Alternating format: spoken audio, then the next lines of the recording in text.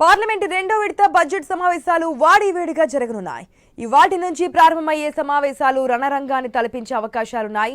అధికార బీజేపీ ప్రతిపక్ష సభ్యుల మధ్య తొలి రోజు నుంచే వాగ్యుద్ధాలు జరగనున్నాయి. హింసాకాండతో అతలాకుతలమైన మణిపూర్లో విధించిన రాష్ట్రపతి పాలనకు కేంద్ర హోంమంత్రి అమిత్ షా ఇవాళ లోక్సభ ఆమోదముద్ర కోరనున్నారు. ఆ తర్వాత ఆర్థిక మంత్రి నిర్మలా సీతారామన్ మణిపూర్కు సంబంధించి బడ్జెట్ ప్రతిపాదనలను ప్రవేశపెట్టబోతున్నారు.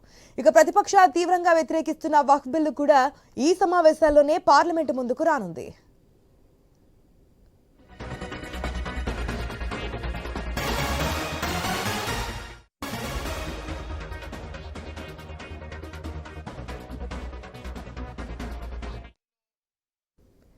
మణిపూర్లో రెండేళ్లుగా జరుగుతున్న హింసను అదుపు చేయలేక గత నెలలో ముఖ్యమంత్రి బీరేన్ సింగ్తో రాజీనామా చేయించి రాష్ట్రపతి పాలన విధించాల్సి రావడంపై ప్రతిపక్షాలు తీవ్ర ఆగ్రహం వ్యక్తం చేస్తున్నాయి.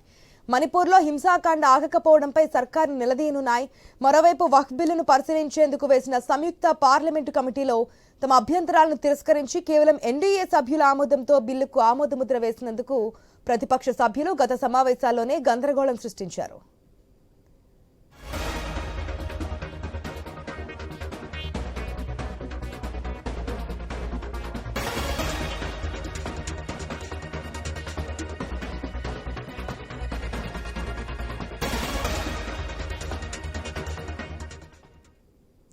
ప్రతిపక్షాలు ఎంత గొడవ చేసినా సాధ్యమైనంత త్వరలో వక్ఫ్ బిల్లును చట్టం చేయాలని ప్రభుత్వం నిర్ణయించినట్లుగా మంత్రి కిరణ్ రిజిజు ఇప్పటికే ప్రకటించారు. ఇండియా కూటమి పార్టీలన్నీ వక్ఫ్ బిల్లును వ్యతిరేకించేందుకు వ్యూహరచన చేస్తాయని కాంగ్రెస్ ప్రధాన కార్యదర్శి జయరాం రమేష్ ప్రకటించారు. ఇవాళ రాజ్యసభలో రైల్వే సవరణ బిల్లు, సహకార సంఘాల్లో పనిచేసే వ్యక్తులకు తగిన శిక్షణను అందించేందుకు త్రిభువన్ సహకారి బిల్లును కూడా ప్రవేశపెట్టబోతున్నారు. మరోవైపు నియోజకవర్గాల పునర్విభజన, త్రిభాషా సూత్రం ద్వారా హిందీని దక్షిణాదిపై రుద్దడం, భారత్పై అమెరికా టారిఫ్లు విధించడంపై కూడా ప్రతిపక్షాలు ప్రభుత్వాన్ని నిలదీసేందుకు సిద్ధంగా ఉన్నాయి. ఇక జనాభా ప్రాతిపదికన పునర్విభజన చేపట్టరాదని డీఎంకే సహా పలు పార్టీలు డిమాండ్ చేస్తున్నాయి. దీనికి సంబంధించి మరిన్ని అప్డేట్స్ మా ఢిల్లీ ప్రతినిధి రామకృష్ణ ద్వారా తెలుసుకుందాం. రామకృష్ణ, ఇక పార్లమెంట్ బడ్జెట్ సమావేశాలు రెండో విడత ప్రారంభం కానుంది మరి కొద్దిసేపట్లో.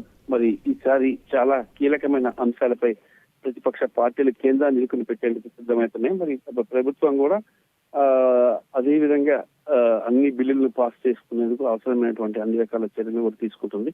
మరి ఇక్కడ ప్రధానంగా మనం చూసుకున్నట్లయితే మాత్రం ఈసారి వక్ఫ్ బిల్ చాలా కీలకమైనది. వక్ఫ్ ఆస్తుల పరిరక్షణ కోసం సంబంధించిన బిల్లు మీద చాలా విభేదాలు వచ్చిన నేపథ్యంలో దాన్ని జాయింట్ పార్లమెంటరీ కమిటీకి పంపించడం జరిగింది. జాయింట్ పార్లమెంటరీ కమిటీలో విపక్ష పార్టీలు ఇచ్చినటువంటి సూచన బుట్టలు చెత్తబుట్టలు వేసేసింది జేపీసీ.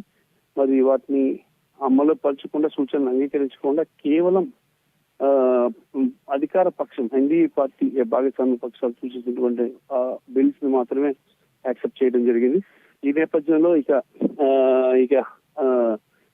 ప్రతిపక్ష పార్టీలు అయితే ఈ అంశాన్ని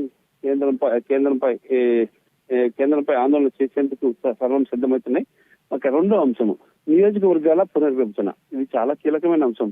అంటే జనాభా ప్రాతిపదికన నియోజకవర్గాల పునర్విభజన చేయాలని చెప్పేసి కూడా కేంద్రం భావిస్తుంది. దాన్ని తీవ్రంగా వ్యతిరేకిస్తుంది. ఎందుకంటే దక్షిణాది రాష్ట్రాలపై వాటి ప్రభావం పడే అవకాశం ఉంది. ఎందుకంటే తమిళనాడు కానీ, ఆంధ్రప్రదేశ్ కానీ, కేరళ కానీ ఈ రాష్ట్రాల్లో జనసంఖ్య తక్కువ ఉన్న దీన్ని చూసుకుని దాని ప్రకారం వాళ్ళు చేయాలని చూస్తున్నారు. అదే కానీ జరిగినట్టుగైతే మాత్రం చాలా ఇబ్బందులు కలిగే అవకాశాలు అయితే ఉన్నాయి. మరి ఈ నేపథ్యంలో డిఎంకే ఇప్పటికీ ఆల్రెడీ పిలుపునిచ్చింది. దక్షిణాది రాష్ట్రాలన్నీ సమరానికి సిద్ధం కావాలా, ఆ బిల్లును వ్యతిరేకించాలా, పునర్విభజన చట్టం అనేది జనాభా ప్రాతిపదికన చేయడం కరెక్ట్ కాదు. అంటే జనాభా ప్రాతిపదికన చేస్తే ఏమవుతుందంటే ఇప్పుడు ఉన్న సంఖ్య ఎంపీల సంఖ్య తగ్గిపోతుంది. అది దక్షిణాది మీద పట్టు సాధించడానికి ఎక్కువ అవకాశం ఉంటుంది బీజేపీకి. అది బీజేపీ దక్షిణాదిని గుప్పెట్లో పెట్టుకోవడం కోసం చేస్తున్న వ్యూహం ఇది. ఈ వ్యూహంలో భాగంగానే ఈ రకంగా చేసింది. కాబట్టి ఇటువంటి పరిస్థితుల్లో కూడా దీన్ని ఈ బిల్ ఇంప్లిమెంట్ చేయడానికి ఇటువంటి పరిస్థితులు కూడా ఒప్పుకునేది లేదని చెప్పేసి డిఎంకే దక్షిణాది రాష్ట్రాలతో అఖిలపక్ష సమావేశం కూడా ఏర్పాటు చేసింది. మరి ఈ నెల 22వ తేదీన మరి ఆ నేపథ్యంలో ఇక ఇది అంశం పార్లమెంట్ రసాభాసగా మార్చే అవకాశం ఉంది కనిపిస్తుంది. ఎందుకంటే చిన్న రాష్ట్రాలు ఏవి కూడా జనాభా ప్రాతిపదికన పార్లమెంట్ సీట్లు కేటాయిస్తామంటే మాత్రం ఇటు పరిస్థితులు కూడా ఒప్పుకో ఇది పెద్ద దుమారమే లేపే అవకాశం అయితే కనిపిస్తుంది. మరో అంశం ఏంటంటే మణిపూర్లో రాష్ట్రపతి పాలన. మణిపూర్లో రాష్ట్రపతి పాలన అంశానికి సంబంధించి కూడా చర్చ జరుగుతుంది. జరుగుతుంది. ఎందుకంటే మణిపూర్ లో అసలు లా అండ్ ఆర్డర్ పూర్తిగా ఇదైపోయింది. మరి ఈ నేపథ్యంలో రాష్ట్రపతి పాలన పెట్టడం జరిగింది. రాష్ట్రపతి పాలన పెట్టినప్పటికీ కూడా ఇక్కడ పరిస్థితి అయితే కంట్రోల్లోకి రాలేదు. ఈ రెండు తెగల మధ్య జరుగుతున్న అంతర్యుద్ధము ఏకంగా రాష్ట్రాన్ని, దేశాన్ని కూడా కుదిపేస్తుంది. మరి ఈ అంశానికి సంబంధించి ఇప్పటికే మణిపూర్ ముఖ్యమంత్రి బీరేన్ సింగ్ తన ముఖ్యమంత్రి పదవికి రాజీనామా చేయడం జరిగింది. చేసిన తర్వాత రాష్ట్రపతి పాలన పెట్టారు. అయినా పరిస్థితి అయితే మాత్రం కంట్రోల్లోకి రాలేదు. కాబట్టి ఇక ఈ అంశాలపై కూడా కేంద్రం వైఖరిని కేంద్రం విఫలమైంది అనే అంశాన్ని ప్రతిపక్ష పార్టీలు ప్రపంచం దృష్టికి తీసుకెళ్లనున్నాయి.